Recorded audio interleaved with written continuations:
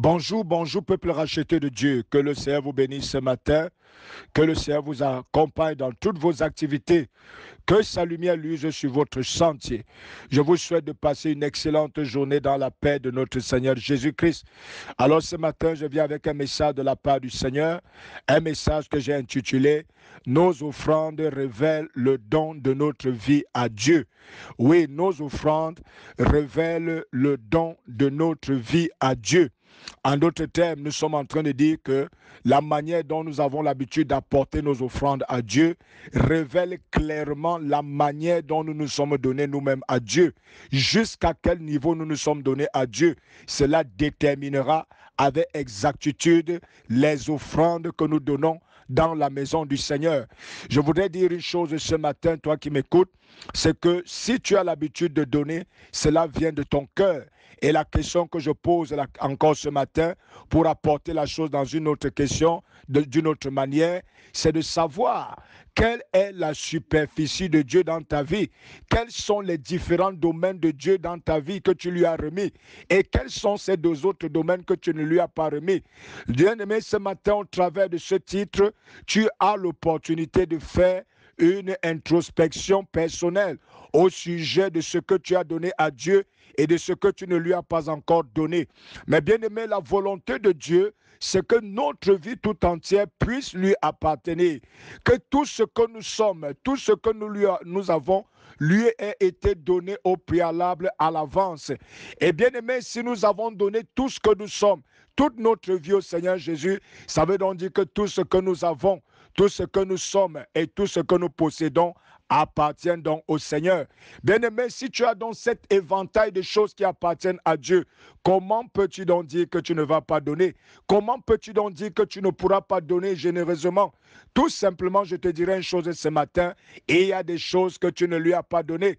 Peut-être que c'est curieux. Tu n'as jamais donné ton salaire à Dieu. Tu n'as jamais donné ton travail à Dieu. Tu n'as jamais donné tes biens à Dieu.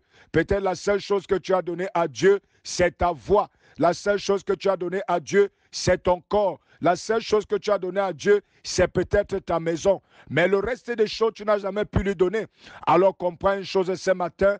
Si tu n'as pu donner à Dieu que ta propre voix, ton propre corps et ta propre maison, comment peux-tu donc lui donner des offrandes? C'est la raison pour laquelle tu ne payes pas tes offrandes. C'est la raison pour laquelle les offrandes sont une chose difficile pour toi parce que tu ne lui as pas tout donné. Mais bien aimé, ce matin, je veux tout simplement dire à quelqu'un que ce que tu donnes à Dieu, ce que tu ne lui donnes pas, c'est à cause de la manière dont tu t'es donné au Seigneur. Tu pourrais avoir le sentiment que tu lui as tout donné, mais ce matin, je voudrais attirer ton attention sur le fait que ton offrande révèle exactement ce que tu lui as donné ou tu ne lui as pas donné. Ce matin, je vais nous amener dans la parole de Dieu, dans le livre de 2 Corinthiens, chapitre 8. La parole de Dieu déclare ceci.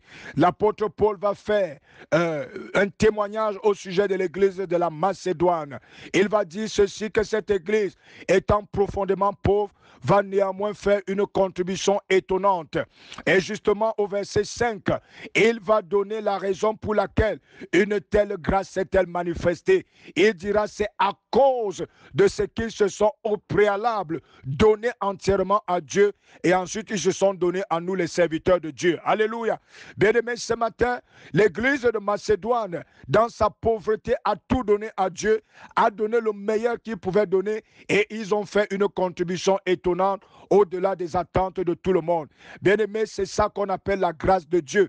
Une grâce qui se manifeste parce que les cœurs ont été totalement donnés au Seigneur, parce que les vies ont été totalement données au Seigneur. À toi qui m'écoutes ce matin, y a-t-il des choses que tu ne lui as pas encore remis?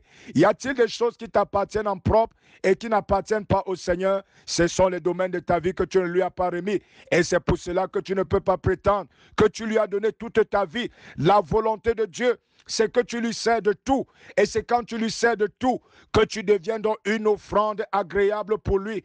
Voici ce que la parole de Dieu déclare. Dieu a toujours voulu qu'on lui fasse ce qu'on appelle des holocaustes. C'est-à-dire qu'un animal qui était brûlé entièrement, c'était un sacrifice de bonne odeur. Bien-aimé, lorsque tu t'offres entièrement à Dieu, tu es consumé et tu deviens un sacrifice de bonne odeur. Lorsque tu confieras tout ce que tu appartiens à Dieu, lorsque tu confieras toute ta vie au Seigneur, c'est alors que tu seras un parfum de bonne odeur.